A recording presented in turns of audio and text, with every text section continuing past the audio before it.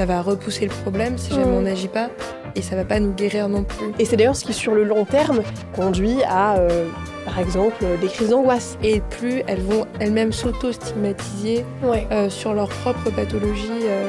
Quand on va dans des professions qui n'ont pas forcément de diplôme reconnu, en fait, on ne peut pas savoir sur qui on va tomber. Bonjour à tous, aujourd'hui pour notre premier podcast, on va parler de stigmatisation, des préjugés et des réalités autour de la santé mentale. Moi c'est Sarah, et avec Paul on a cofondé On se dit tout, pour avoir un espace dans lequel on peut discuter de sujets qui sont trop souvent tabous. Dans cet épisode, on sera accompagné de Ashkan, étudiant en pharmacie, et d'Alexandra, psychologue clinicienne. Et je vous souhaite un très bon visionnage. Et donc je suis allée voir la psy de l'école pour lui poser des questions sur son travail, et elle a un peu démonté tous mes préjugés. Et donc c'était quoi tes préjugés ? Mes préjugés, c'était un peu on restait assis toute la journée, qu'on s'ennuyait, et que autant ça pouvait être une discipline passionnante, la psychologie, autant en pratique, et en fait en pratique c'est absolument pas le cas, parce qu'on parle à des personnes différentes toute la journée, donc l'ennui n'existe pas.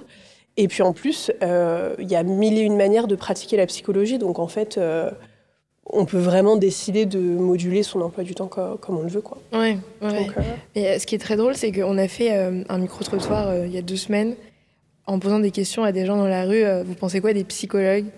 Et les réponses, elles étaient toutes folles. Mais les psychologues, c'est comme des prêtres, c'est comme des gourous. C'est juste qu'on met de l'argent sur la table et basta, etc. Et donc, il y a vraiment tout un truc autour des psys, puis il y en a qui savent même pas à quoi ça sert en fait. Et donc je lui ai dit que les psys ils pouvaient agir, je sais pas, sur la violence, des choses comme ça. Et il me dit mais moi je savais pas que c'était possible en fait. Je savais pas qu'ils faisaient ça les psys, je savais pas qu'ils servaient à ça. Oui c'est vrai, oui que le psychologue, en plus, quand on dit qu'on est psy, les gens ils savent pas si on est psychologue ou psychiatre, et ils ne font pas forcément la différence entre les deux. Parfois, il y a des gens, je leur dis que je suis psychologue dans un service de psychiatrie et ils sont perdus. Ils se disent « Mais comment ça ? Mais du coup, t'es psychiatre ?» Et non, parce qu'en fait, les psychologues, il y en a vraiment partout. Pour le coup, c'est vrai qu'il y a quand même beaucoup de personnes qui ont cette image de si on va chez le psy, c'est qu'on est fou. Ou alors, d'ailleurs, qu'on va pas bien. Et effectivement, on peut aller chez le psy parce qu'on va pas bien, mais on peut aussi aller chez le psy en allant bien, parce qu'on a envie d'avoir cet espace où on veut échanger avec quelqu'un d'extérieur à ce qu'on peut vivre, qui a un autre regard, qui va nous amener, nous questionner sur des chemins sur lesquels on ne serait pas forcément allé spontanément. Donc oui.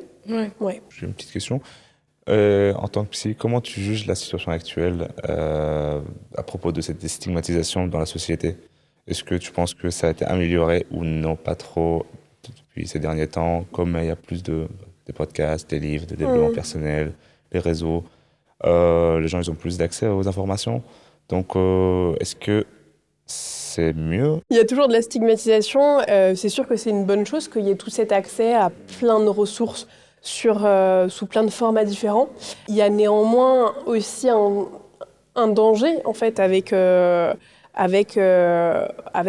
C'est pas vraiment un danger, c'est plus une limite où en fait peut-être que des personnes en s'identifiant vont aussi peut-être s'auto-diagnostiquer, alors qu'en fait, pour avoir un diagnostic, si diagnostic il y a, il faut que ce soit un psychiatre qui le pose, et pas forcément parce qu'on se reconnaît sur parfois des sites un peu affolants, mais en fait ça c'est propre à la santé mentale, mais tout comme à la santé physique, avec un peu le cliché de « ok, je vais sur tel site et je vois que tous les symptômes, je m'y reconnais et donc je me dis que j'ai forcément ça », alors qu'en fait pas du tout.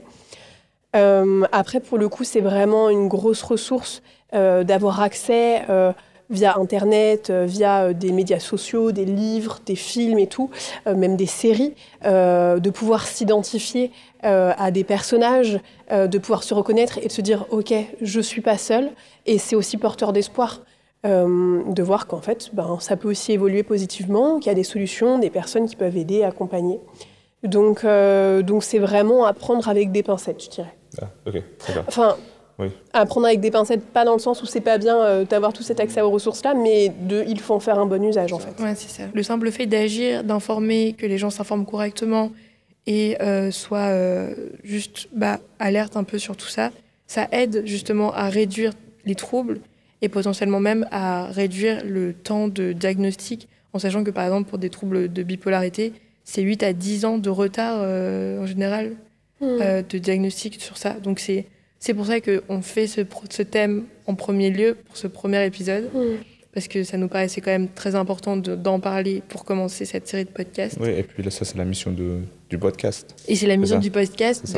Notre but, c'est vraiment ça, c'est de déstigmatiser, de démocratiser et de donner des outils aux jeunes, parce que notre cible, c'est les jeunes, mais leur donner un maximum d'outils. On ne veut pas non plus que les gens fassent des diagnostics à partir de ce qu'on dit.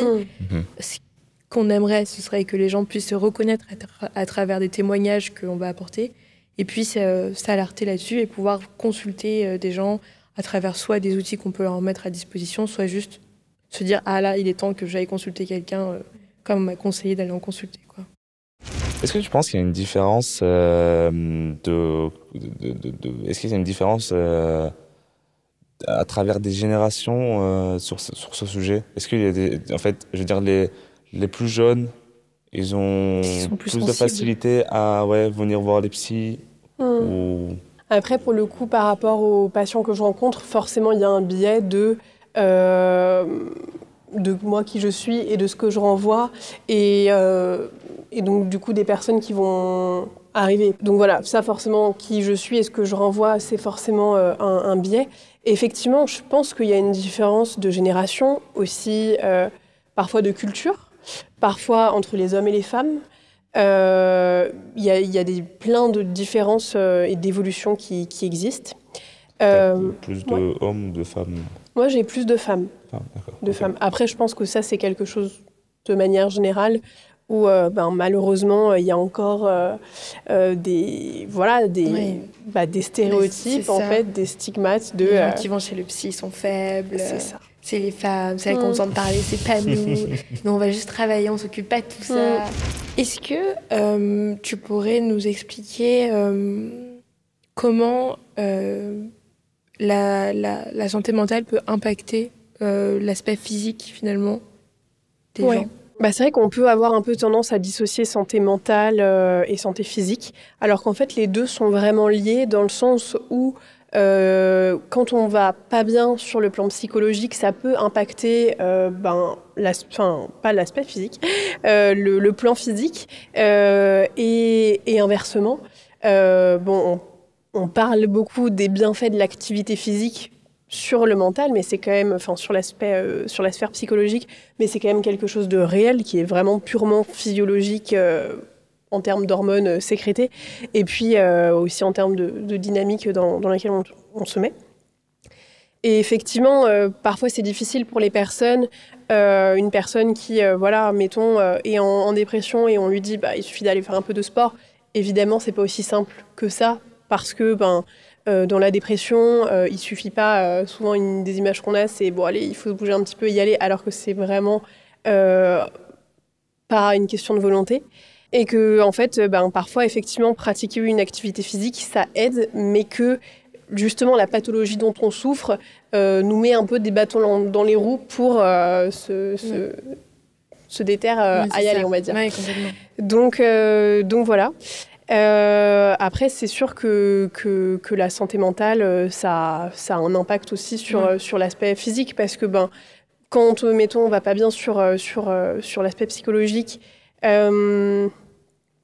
et qu'on va avoir tendance à s'isoler, on va perdre confiance en soi, en ses capacités, on va peut-être voir moins de gens qui auraient peut-être été source de motivation, on va pas forcément tester des nouvelles choses non plus, et tout ça, en fait, de fil en aiguille, ça amène à une sédentarité, ça atteint le sommeil.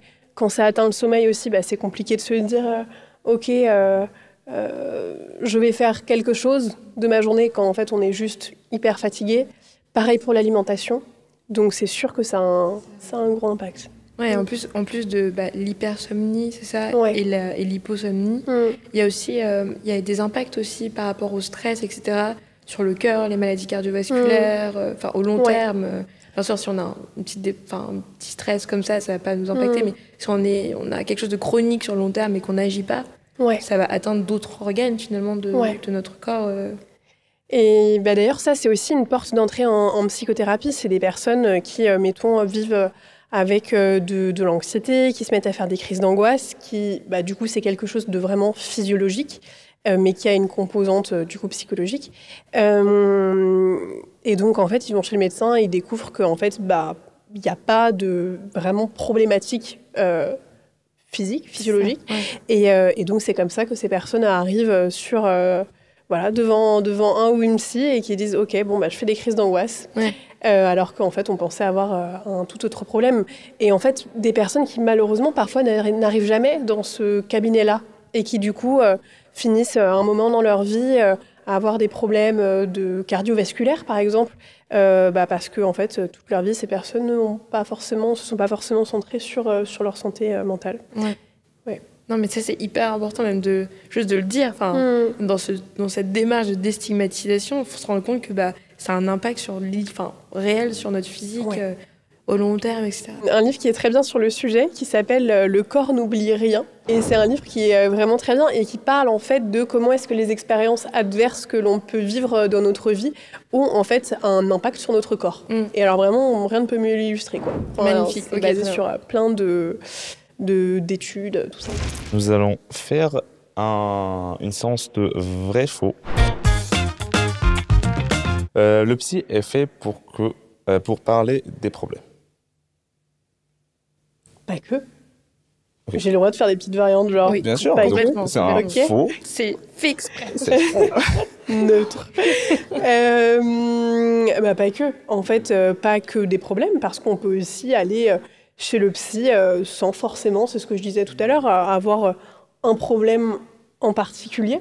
Parfois, ça va être des choses qui nous questionnent. Parfois, ça fait du bien aussi d'aller chez le psy quand on a quelqu'un auprès de soi. Par exemple, quand on est aidant ou quand on a quelqu'un auprès de soi qui va pas forcément bien et qu'on sait pas forcément comment aider de manière adaptée cette personne ou l'accompagner ou être là. On peut aller chez le psy... Oui, pas forcément, parce qu'on a un problème à régler, en fait. Okay. Le psy coûte toujours cher. Effectivement, ça a un coût d'aller chez le psy, mais ça peut être aussi dans des dispositifs. Il y a des associations qui existent, il y a le public qui existe, des CMP, des centres médico-psychologiques. Tu disais tout à l'heure que ce podcast était particulièrement à destination des jeunes, et en fait, il faut savoir que... Après, évidemment, ça dépend aussi où est-ce qu'on habite, parce qu'il y a des zones où forcément tout ça va être beaucoup plus développé qu'à d'autres endroits. Mais on peut aussi aller chez le psy, pas forcément au cabinet libéral, où là, on devra payer. Parfois, il faut aussi savoir qu'il y a des dispositifs qui existent, il y a des mutuelles qui prennent en charge des séances. Donc voilà, tout ça, ça peut valoir le coup de se renseigner. Oui, il faut se renseigner. Ouais. Puis c'est important de le préciser. Et puis aussi, par rapport aux mutuelles, aussi, c'est bien que tu le précises. Parce qu'il y a des personnes qui vont dans des CMP. Et le problème, c'est que leur gros souci, c'est que soit ils y retournent pas, soit ils ont la flemme d'y aller parce qu'il y a une attente énorme et qu'ils attendent leur place pendant des jours et des jours. Et quand tu saisis enfin ta chance de vouloir t'en sortir et que là, tu te prends un refus et qu'on te dit que tu vas avoir rendez-vous dans 2 mois, ils perdent complètement l'envie de faire quelque chose. Donc oui, on va essayer un peu de lister toutes ces choses qu'on peut faire avant d'avoir un rendez-vous au CMP, par exemple, pour essayer de maintenir un petit peu cette envie d'avancer et d'aller mieux, quoi. Ouais. Il y a les BAPU aussi qui existent, les bureaux d'aide psychologique universitaire, je crois, que c'est ça les initiales. Donc voilà, après, tout ça, ça dépend aussi de l'âge que l'on a, de la période de vie dans laquelle on est, de ce qu'on a autour de soi. Donc c'est clair que tout le monde n'a pas accès aux mêmes choses. Mais voilà, en tout cas, il y a pas mal de choses qui existent quand même. Les jeunes d'aujourd'hui ont besoin de psy plus que les autres générations. Est-ce que c'est vrai? Est-ce que les gens d'aujourd'hui ont plus... Ouais, c'est faux. C'est faux. C'est faux parce que oui, ils en ont besoin, mais pas plus que les autres. Ok. Ouais. Enfin... Non, oui, je pense. Non, mais c'est parce qu'en général, c'est une bonne réponse. Oui, je sais. Les gens âgés, ils sont en mode non, mais vous êtes devenus faibles, il faut. Ouais, je vois. Ah oui, c'est vrai qu'on peut entendre les jeunes d'aujourd'hui qui font que des bêtises. Mais bon, ça, je pense que ça a existé à toute époque. Oui, c'est ça. Surtout que les anciennes générations qui sont, je pense, un peu moins touchées par la santé mentale, ont tellement de choses à régler et n'ont pas envie de les régler. et nous ont fait subir tellement de choses à nous, les enfants, parce qu'ils n'ont pas réglé leurs problèmes. Et puis, c'est pas parce que nos grands-parents allaient, je sais pas, chez le psy qu'ils en avaient pas besoin. Ouais, voilà. C'est juste que l'accès à l'information n'était pas le même. Donc, ouais. Si je ne veux pas voir de psy, alors je ne peux pas agir sur ma santé mentale. Faux, parce que ça dépend d'autres choses aussi. On peut ne pas forcément aller chez le psy et puis pouvoir parler autour de soi, pouvoir se renseigner, écouter. On peut agir sur sa santé mentale même en se renseignant, en lisant. Il y a des personnes qui arrivent, même écrire, avoir une activité physique. Tout ça, c'est des choses qui ont un impact sur notre santé mentale. On n'est pas forcément obligé d'aller... après, c'est clair que ça aide quand même d'avoir cet espace de parole avec quelqu'un qui nous écoute et puis qui est là pour nous accompagner. Mais il y a autre chose aussi qui existe. Et l'un n'empêche pas l'autre, d'ailleurs. On peut faire les deux. Il y avait une question qu'on s'était posée. Est-ce que, selon toi, la montée et l'essor des méthodes de bien-être, de la confiance en soi, etc., est-ce que c'est plutôt quelque chose de bénéfique pour la population ou c'est plutôt juste une récupération commerciale En fait, ça, je pense que ça dépend aussi de qui est-ce qu'on va voir. Effectivement, c'est sûr que le business, je pense, du bien-être n'a jamais été aussi florissant. En fait, s'il y a des personnes qui vont voir des personnes qui ne sont pas psy, mais que ça leur fait du bien, en fait, tant mieux pour ces personnes. Ce qui compte, c'est qu'elles aillent mieux. Après, il y a des personnes qui, malheureusement, vont être aussi mal intentionnées, qui vont, parfois, sans forcément d'ailleurs être mal intentionnées, ne vont pas se rendre compte des limites de leurs accompagnements, par exemple sur un plan psychiatrique.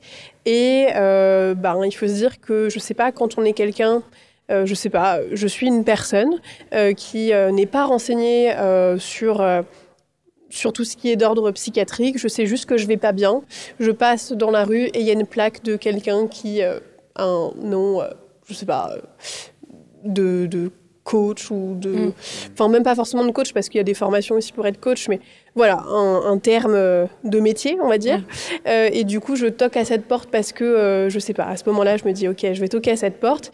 Et cette personne n'est pas forcément en mesure de poser un diagnostic ou sans forcément poser de diagnostic, de me dire ok, là ça serait quand même bien que vous alliez voir un psychiatre, une personne qui a fait des études de médecine, parfois même des personnes comme ça qui disent n'allez pas voir de psychiatre ou ne prenez pas vos médicaments, ils ne vous font pas du bien. Et en fait ça c'est des comportements qui pour le coup peuvent être vraiment délétères pour une personne, retarder un accès aux soins. Donc en fait ça dépend vraiment de qui est-ce qu'on va voir. Voilà. Après je dis pas qu'il faut aller que chez le psychologue et le psychiatre parce qu'en fait ça serait mettre de côté une multitude de personnes qui sont allées voir d'autres personnes et pour lesquelles ça fait du bien, ça leur a fait du bien, mais il y a aussi pour le coup des personnes auxquelles ça n'a pas fait de bien. Il faut se rendre compte que si, par exemple, je sais pas, aller au spa, ça peut faire du bien à un instant T. Ça guérit pas une personne d'une pathologie et que oui, il y a toutes ces choses qui sont faites de bien-être, etc. C'est super de souffler, de faire un break, etc. Mais ça va repousser le problème si jamais on n'agit pas et ça va pas nous guérir non plus. Et donc c'est aussi ça aussi à comprendre. Je pense que vraiment la clé, c'est vraiment de s'informer. Après, on peut s'informer, par exemple, en allant chez son médecin généraliste. Complètement. C'est déjà super. Il y a des personnes qui, par exemple, traversent une dépression, vont pas forcément aller chez le psychiatre et voilà, le prescripteur, ça sera le médecin généraliste. Et c'est déjà super en fait. Qui peut recommander, prendre le temps de comprendre ce qui se passe et d'aiguiller. Après. En fait, ce qui est compliqué, c'est que quand on va dans des professions qui n'ont pas forcément de diplôme reconnu, en fait, on ne peut pas savoir sur qui on va tomber. Et d'ailleurs, une personne qui aura pu être super pour notre meilleur ami, par exemple, en fait, pour nous-mêmes, ça ne sera pas du tout adapté si, par exemple, on a besoin d'un accompagnement médical ou de quelqu'un qui a fait, pour le coup, 5 ans d'études. Ouais.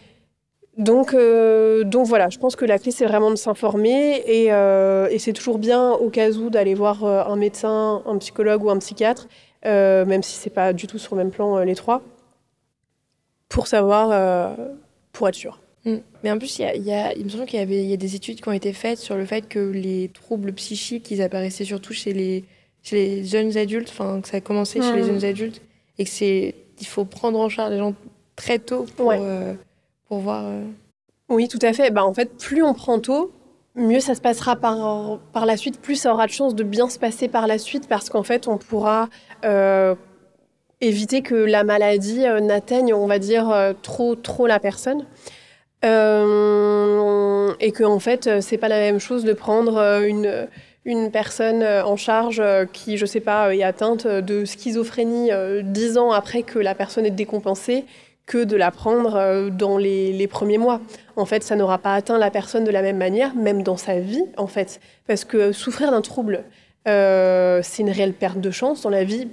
On en parlait tout à l'heure, mais on est stigmatisé, ça atteint la confiance en soi, son estime de soi, son affirmation de soi, ça atteint la sphère sociale, on n'a pas les mêmes chances de trouver un emploi, de trouver un logement, de plein de choses. Donc en fait, si on est diagnostiqué tôt et qu'on est pris en charge tôt, ça veut dire que la maladie n'aura pas forcément encore vraiment atteint toutes les sphères de notre vie. Et puis en plus, ces personnes-là, plus elles vont avoir des situations compliquées liées à leurs troubles, plus ça va un peu appuyer sur le fait que elles ont ce trouble-là, donc elles ne peuvent pas faire certaines choses. Et plus elles vont elles-mêmes s'auto-stigmatiser sur leur propre pathologie. C'est ça qui est aussi assez dingue. Je vois une dame qui a des troubles de bipolarité et elle s'identifie que par ça. Parce qu'elle a traversé très jeune des situations très compliquées par rapport du coup à sa maladie. Et donc maintenant, elle prévient tout le monde de comment est-ce qu'elle est avec les gens à cause de sa maladie, parce que tout ce qui lui est arrivé avant l'a traumatisée. Par exemple, elle va dire, moi je suis maladroite, moi je sais pas faire ça, je sais pas cuisiner, je sais pas couper, je sais pas découper les choses, je sais pas rester concentrée. Si tu trouves que je cligne pas assez des yeux, c'est normal, c'est parce que j'ai ça. Et en fait, tout ce qu'elle va faire, elle va limite s'excuser d'exister, parce que tout ce qu'elle a pu traverser dans sa vie, ça l'a traumatisée, et ça a créé plein de détresse en elle. Et c'est fou de voir l'impact que ça peut avoir chez les gens, ces troubles-là, et le fait que quand c'est pris trop tard, les gens ont souvent plus de mal à vivre avec, finalement, parce qu'il y a trop de passé, en fait, de passé difficile lié à leur pathologie, quoi.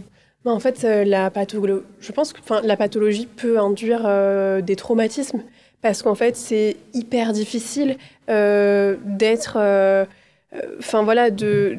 d'être à l'origine de situations difficiles, par exemple dans sa famille. Ça peut mener à de la violence aussi, parfois, de la violence de soi envers les autres et des autres envers soi. Et puis être stigmatisé, c'est aussi hyper violent pour soi-même. Et tout ça, c'est aussi quelque chose qui, de fil en aiguille, va marquer la personnalité de quelqu'un. Parce que quand on a été autant peut-être mis à l'écart, mis de côté, quand on a été réduit à sa maladie, c'est difficile de soi-même ne pas se réduire à quelque chose qui prend autant de place dans notre vie.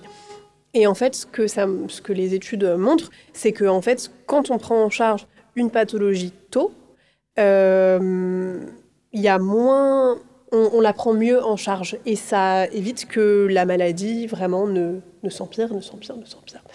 Et donc, on peut mieux se rétablir par la suite. Et donc, mieux se rétablir, c'est pas forcément guérir de la maladie, parce qu'il y a des maladies dont on ne peut pas guérir. C'est simplement apprendre à faire avec, et sans que la maladie ne nous réduise entièrement. Comme par exemple l'exemple que tu citais. Ouais.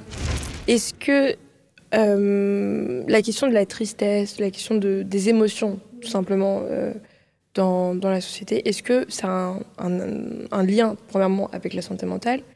Et au-delà de ça, est-ce que si on améliorait cette question de bienveillance, d'acceptation des sentiments, ça nous aiderait à pallier à certains troubles et à pallier peut-être à certaines situations est-ce que tu as un avis là-dessus, sur un peu le fait qu'on doit réprimer finalement ce qu'on ressente puisque si on le montre trop, on risque d'être stigmatisé. Ce que je pense par rapport à ça, c'est... En fait, on peut beaucoup entendre parler d'émotions négatives. La colère, la tristesse seraient des émotions négatives. En fait, il n'y a pas d'émotions négatives. Il y a des émotions agréables, des émotions qui peuvent être désagréables. Et ça, c'est quelque chose qui est subjectif pour tout le monde. Même si, bon, de manière générale, la colère et la tristesse, c'est quand même moins agréable que la joie. Mais en fait, toutes les émotions ont leur utilité. Et du coup, chercher à réprimer une émotion, c'est pas quelque chose de vraiment très... j'ai pas le mot. Constructif. Voilà. Voilà. C'est pas forcément... Voilà, vouloir réprimer ses émotions, c'est pas forcément quelque chose de très constructif. En fait, il vaut mieux reconnaître déjà son émotion. Ok, là, ce que je ressens, ça va être ça. Pourquoi est-ce que je ressens ça ? Pour telle raison. Et ça, déjà, c'est quelque chose qui nous aide à passer à travers notre émotion. Déjà, de la reconnaître, de la ressentir, parce qu'en fait, c'est pas faisable de réprimer une émotion. Et c'est d'ailleurs ce qui, sur le long terme, conduit à, par exemple, des crises d'angoisse. Quand on cherche à réprimer, qu'on va pas forcément exprimer ce qu'on ressent, qu'on va prendre sur soi, en fait, ça n'empêche pas notre corps de ressentir ce qu'il ressent et notre cerveau de vivre ce qu'il vit. Donc voilà, moi je suis surtout pour en fait la suppression du langage des émotions négatives. Voilà. Ou est-ce qu'il y a d'autres moyens finalement de sortir ces émotions, sa colère, quand tu es en colère, évite de taper les gens, mais qu'est-ce qu'on peut faire pour au lieu de dire je suis fâchée, est-ce qu'il y a d'autres choses à faire? Je sais pas. Taper pas les murs. Non mais si jamais, je sais pas, est-ce que t'as des... Ouais. Que faire en fait de son émotion quand on la ressent? Ouais, c'est ça. Déjà, première étape, l'identifier et la nommer. Alors ça, c'est vraiment parfois difficile en fait de nommer une émotion parce que parfois, ça va être une nuance très précise de tristesse ou une nuance très précise de colère.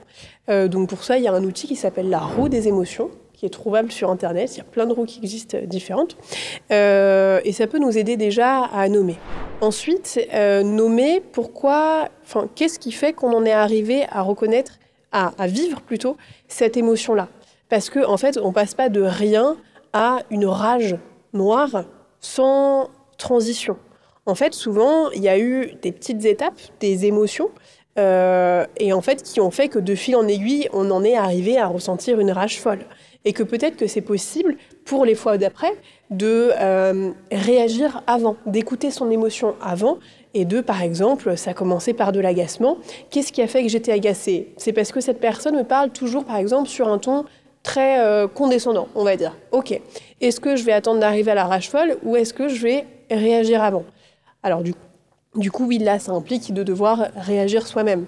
Mais ça peut être, par exemple, d'exprimer simplement à la personne que la manière de nous parler, alors je dis simplement, c'est pas toujours aussi simple, mais d'exprimer que là, par exemple, ça pourrait être bien de parler sur un ton agréable, amical, sympathique, voilà. Bon là, voilà, c'est un exemple, c'est pas du tout forcément un bon exemple parce que voilà, c'est pas très concret, mais ça marche avec nos amis, notre famille, etc. Mais quand on est au travail, on fait comment ? Enfin, si on nous parle comme de la merde, on agit comment face à ça, quoi ? C'est ça la question. Je trouve que l'humour, c'est un bon mécanisme. L'humour, ça peut être pas mal. L'humour, après, ça, c'est tellement subjectif, ça dépend tellement des personnes.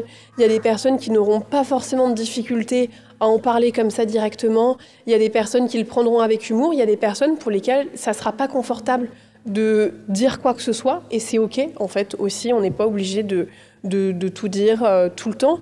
Mais déjà, simplement de reconnaître qu'à ce moment-là, on ressent de l'agacement et le nommer, ça peut permettre de faire quelque chose qui peut-être nous fera du bien. Par exemple, se dire « Ok, là, j'ai peut-être besoin de m'isoler, le temps de redescendre un peu et de prendre un petit peu de recul. » Par exemple.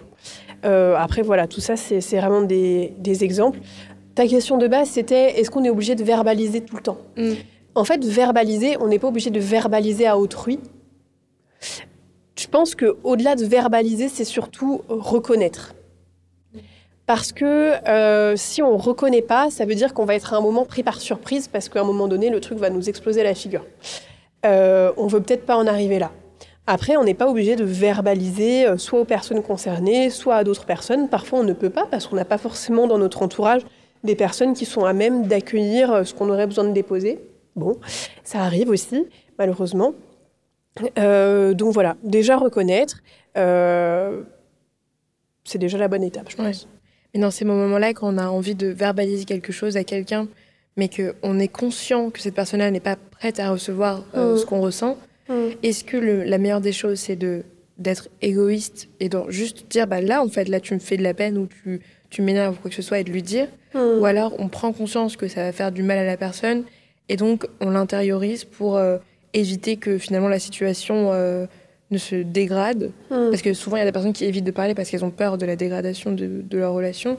Mais enfin, est-ce qu'à chaque fois, on est obligé de prendre en compte toutes ces différentes étapes ou est-ce qu'il y a des moyens pour que dans nos relations, on puisse juste communiquer simplement sans que ça doive détériorer des relations complètement sous prétexte que on ne sait soit pas transmettre notre émotion, soit pas la recevoir?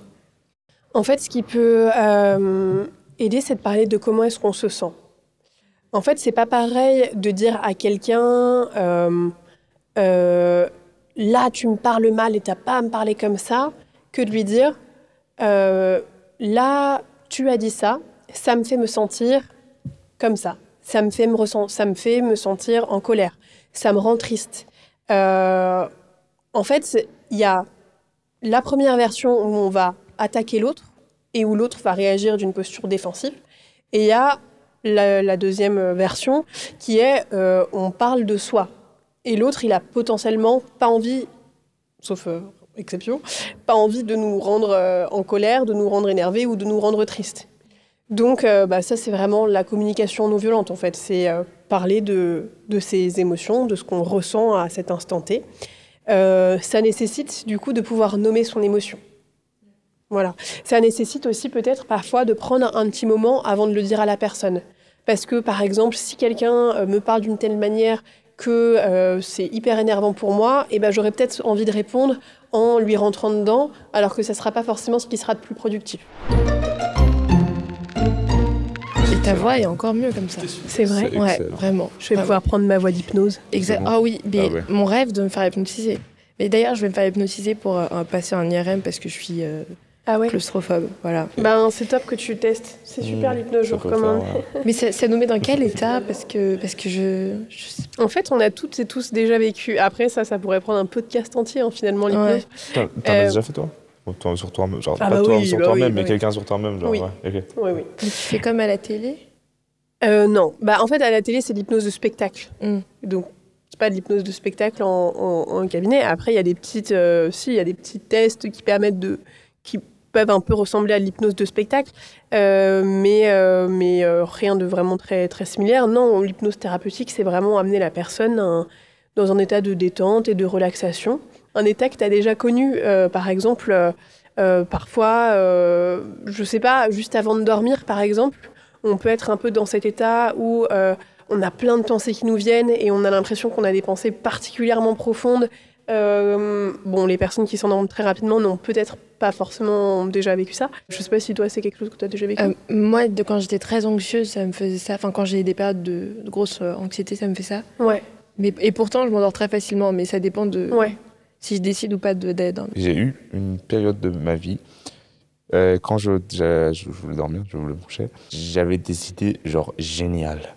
Génial. Voilà. C'était fou. Genre, au bout d'un moment, j'ai commencé à faire un carnet avec toutes les idées. Genre des films, des podcasts, des trucs comme ça. Et c'était genre, je l'ai toujours. Ça, c'est un état hypnotique. Okay. Ah ouais? C'est un état de transition. En fait, l'hypnose, c'est un état de transe. Transe, c'est transition entre cet état d'éveil et cet état de sommeil. Quand on est dans cet entre-deux-là, il y a des zones du cerveau qui s'activent.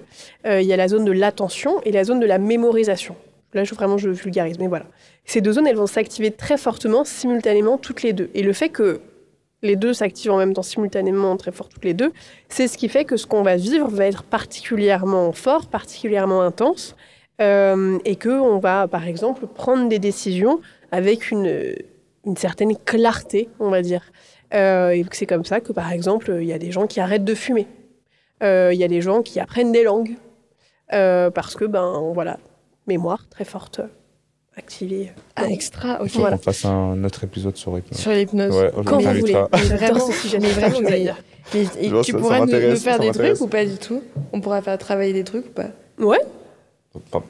Ouais. On verra. On verra. Pas maintenant, mais en vrai, oui. Bah, on en reparlera.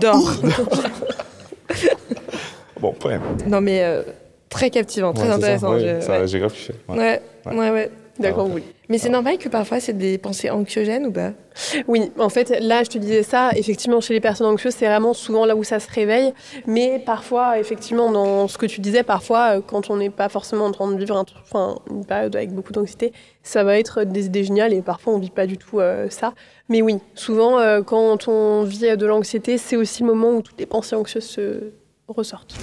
On a eu un retour opposé d'une personne qui nous a dit que les psys, ils étaient là pour uniformiser les gens dans leur manière d'agir, dans la manière d'être les uns avec les autres. Est-ce que tu peux nous parler un petit peu de ce parallèle qui est... Est-ce que c'est vrai, premièrement? Est-ce que vous servez à ça, à uniformiser les gens? Est-ce que vous empêchez les gens d'avoir une fibre créative? Parce qu'on a eu ça aussi, quelqu'un qui nous a dit que quand on va chez le psy, peut-être qu'on règle quelque chose qui nous aidait à être productif dans notre art, dans notre manière d'être créatif. Est-ce que tu peux nous en dire quelques mots là-dessus ou pas? Ouais. Moi, je trouve ça vraiment triste comme manière de voir les choses. Et je trouve pas que ça colle à la réalité. En fait, je dirais même que c'est l'inverse.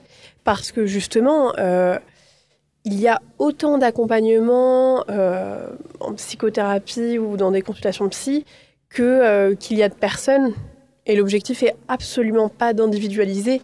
L'objectif est pour une personne qui, par exemple, irait consulter parce qu'il y a de la souffrance, il y a des difficultés, de surmonter, d'aider la personne, de l'accompagner sur ce chemin pour qu'elle ne ressente plus cette souffrance, pour qu'elle surmonte ses difficultés, pour qu'elle puisse puiser dans ses ressources. Et c'est absolument pas de la gommer, de la lisser. Et d'ailleurs, moi, ce que j'observe plus, c'est plutôt des personnes qui sont stimulées, en fait, en venant déposer tout ça. Des personnes qui, parfois, rencontrent la procrastination, qui, parfois, mettent repousse au lendemain. Et en fait, d'avoir quelqu'un qui est là pour les écouter dans leurs difficultés, écouter ce qui se passe pour eux quand il y a cette procrastination qui se met en place, quand il y a des idées qui viennent, mais qui ne se concrétisent pas, et en fait, ça va au contraire souvent stimuler les personnes dans leur créativité, et ça les aide à dépasser leur blocage. C'est surtout ça l'objectif, en fait.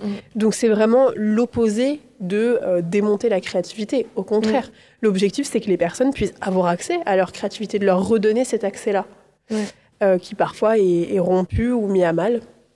Parce que c'est vraiment un retour qu'on a eu là-dessus, en nous disant que si on va voir un psy, il nous a parlé d'artistes, nous disant, imaginons... si Picasso avait été voir un psy, peut-être qu'il ne nous aurait pas donné toutes ces œuvres qu'il nous a offertes. Ah oui, de se dire que c'était un artiste torturé et que donc s'il était allé bien, et du coup... on n'aurait pas eu tout ça, quoi. Mais sauf qu'en fait, un psy, c'est pas non plus une baguette magique. On va pas bien du jour au lendemain. C'est aussi... ça peut mettre plus ou moins de temps. Donc en fait, c'est un moyen d'expression et c'est ce qu'on disait tout à l'heure, ça n'exclut pas d'autres moyens d'expression. On peut aller chez le psy et faire de l'art à côté. Le fait que, du coup, le psy, c'est un humain, c'est quelqu'un. Si c'était un algorithme ou si c'était un livre, ça pourrait être vrai. Donc tout le monde suit le même livre et tout le monde devient pareil. Alors que du coup, le psy, il écoute et il propose des solutions en fonction de la personnalité de la personne, de ses besoins, de ses points forts. Le psy ne propose pas de solution. Ah bon? Ah, je savais pas. En fait, le truc du mot solution, c'est qu'on peut se dire... Je vais faire ça, du coup le problème sera réglé. Alors qu'en fait, évidemment, c'est jamais aussi simple.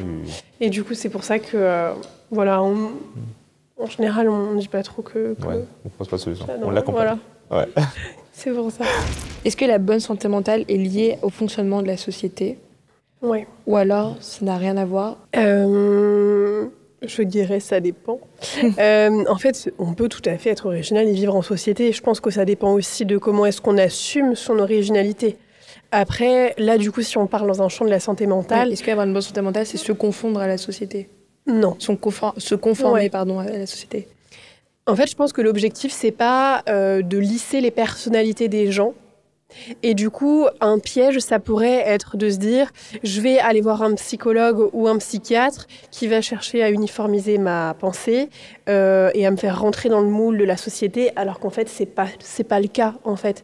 Aller voir un thérapeute, c'est pas censé atteindre notre personnalité. C'est censé nous aider à surmonter nos souffrances. C'est censé nous aider, si on souffre d'un trouble, d'une maladie, à pouvoir se rétablir. Voilà. C'est pas censé atteindre notre personnalité. J'ai juste une dernière question. C'est qu'en gros, si on considère que la société en elle-même, c'est elle une des premières causes de la souffrance dans la santé mentale, etc. Le psy, en essayant de faire en sorte que les gens aillent bien, au final, est-ce qu'il rend pas juste les gens aptes à être productifs uniquement? Tout à l'heure, c'est un peu ce que tu avais dit, à rendre l'artiste productif. Et là, ça va être rendre le travailleur productif. Oui, je vois ce que tu veux dire. Si on regarde ça sous le prisme de c'est coûteux pour la société d'avoir des personnes qui vont mal, bah effectivement, c'est coûteux pour la société d'avoir des personnes qui vont mal. C'est coûteux pour les entreprises, c'est coûteux pour la sécurité sociale, c'est coûteux pour plein de choses.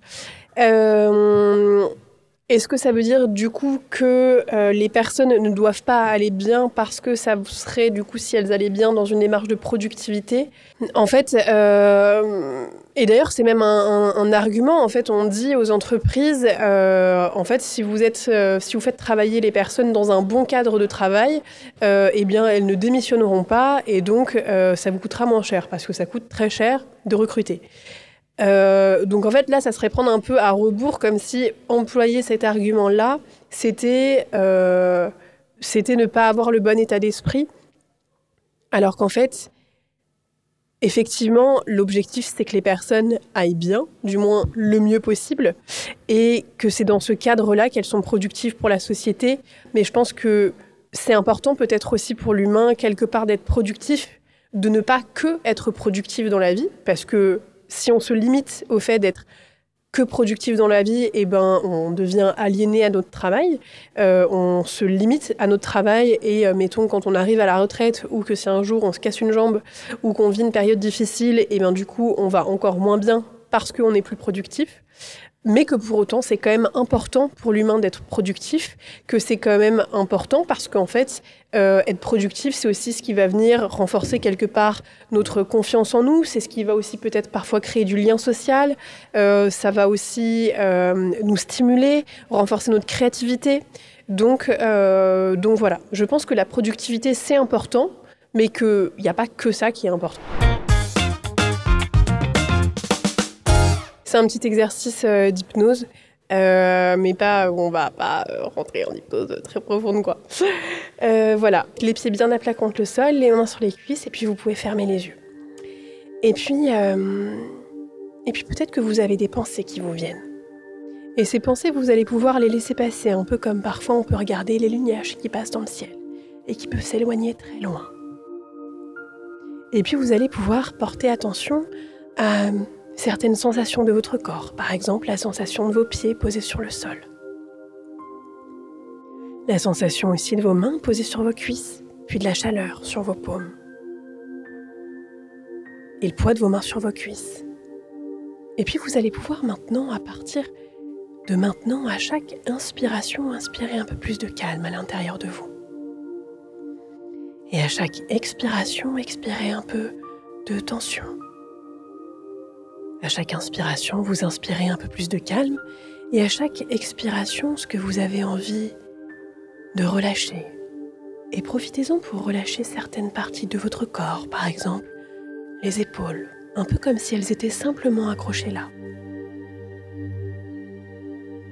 Relâchez également votre cou, un peu comme s'il y avait un agréable massage qui venait cibler exactement les points de tension de vos épaules, qui venait délier tous les nœuds de votre cou.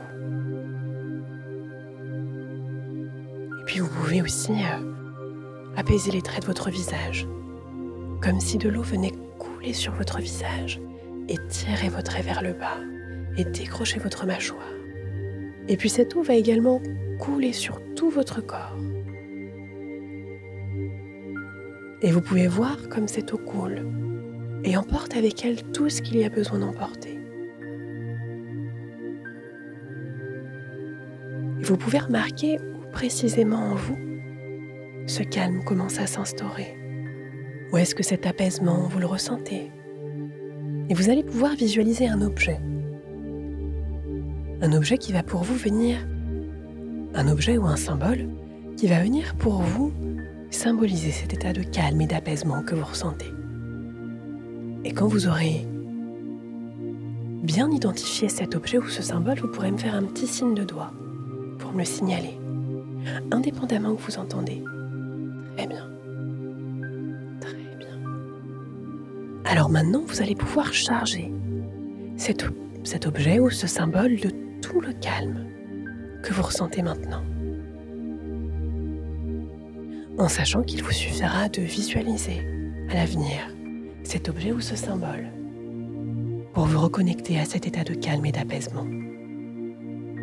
Et vous allez pouvoir maintenant prendre cet objet ou ce symbole entre vos mains et l'intégrer à l'intérieur de vous, soit par un geste, soit dans votre esprit. L'intégrer à l'intérieur de vous et lui laisser une place. Une place qui continuera de vous accompagner pour le reste de la journée et à tout moment quand vous souhaiterez vous y reconnecter. Et en gardant ce calme et cet apaisement pour le reste de la journée, je vais compter jusqu'à 5. Et à 5, vous pourrez rouvrir les yeux. À 1, vous pouvez commencer à bouger les doigts et à reprendre un peu conscience de ce qui vous entoure. Et puis à 2, vous pouvez aussi commencer à vous étirer parce que ça fait du bien de s'étirer. Très bien. Et puis à 3, vous pouvez prendre une grande inspiration.